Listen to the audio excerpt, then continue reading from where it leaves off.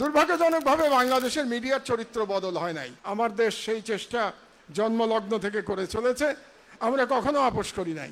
আমরা মঈন ফখরুদ্দিনের সাথে আপোষ করি নাই, আমরা হাসিনার ফ্যাসিবাদের সাথে আপোষ করি নাই, আমরা ভারতীয় সাম্রাজ্যবাদ হেজিমনির বিরুদ্ধে আপোষ করি নাই। সংসদে বিরোধী দলীয় সম্মানিত নেতা জামাত ইসলামের আমির ডক্টর শফিকুর রহমান, আমার অত্যন্ত প্রিয় ভাই, এবং এখানে উপস্থিত সম্মানিত সংসদ সদস্যবৃন্দ এবং মিডিয়ার আমার সহকর্মীবৃন্দ, আসসালামু আলাইকুম। আমি খুব সংক্ষেপে দুটো কথা বলবো আপনাদেরকে। একটা হচ্ছে যে আসলে পৃথিবীর প্রায় 200 কোটি মুসলমান এখন খুব বিপদের মধ্যে আছে, এবং সেই বিপদ সর্বত্র।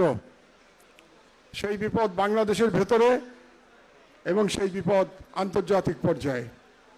আপনারা জানেন যে বর্তমানে জায়নবাদীরা ইরান এবং লেবাননের উপরে গণহত্যা চালাচ্ছে, প্যালেস্টাইনের উপরে গত 3 বছর ধরে গণহত্যা চালাচ্ছে। কাজেই গত 3 বছর ধরে জায়নবাদীরা সারা পৃথিবীতে গণহত্যা চালিয়ে যাচ্ছে। দুর্ভাগ্যজনকভাবে আমরা মুসলমানরা তার প্রতি উত্তরে কিছুই করতে পারছি না, যদিও ইরান বিরোচিত লড়াই করছে।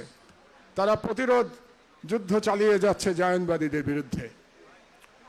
কাজেই আমাদের সকলের, আমি মনে করি, নৈতিক সমর্থন ইরানের প্রতি থাকা উচিত। এটা হচ্ছে আমার প্রত্যাশা, একজন মুসলমান হিসেবে আমার প্রত্যাশা। তো এই লড়াই কতদিন চলবে আমরা জানি না, তবে এই লড়াইয়ের কাছে হার মানা যাবে না। এই লড়াইয়ের সঙ্গে মাথা উঁচু করে আমাদের এই লড়াই অব্যাহত রাখতে হবে, এবং এর একটা প্রতিক্রিয়া বাংলাদেশেও আসবে। আপনারা জানেন আমাদের অনেকে ইতিমধ্যে দুর্ভাগ্যজনকভাবে কেউ কেউ নিহত হয়েছেন বাংলাদেশের নাগরিক, মধ্যপ্রাচ্যে যারা কাজ করছেন, তাদের রুহের মাগফিরাত কামনা করি। ইকোনমিক্যালিও আমাদের বিপদের মধ্যে পড়তে হবে। অলরেডি আমাদের জ্বালানি নিয়ে সমস্যা হচ্ছে, এবং আন্তর্জাতিক পর্যায়ে মূল্য বৃদ্ধি হবে, এবং সেটা নিয়ে আমাদের সমস্যার মধ্যে পড়তে হবে, এবং সেটার জন্য প্রস্তুতি নিতে হবে। এবং আমি মনে করি সরকারি দল এবং বিরোধী দল যার যার দায়িত্ব থেকে বাংলাদেশ যাতে এই বিপদ থেকে উদ্ধার পেতে পারে তার প্রস্তুতি নেবেন।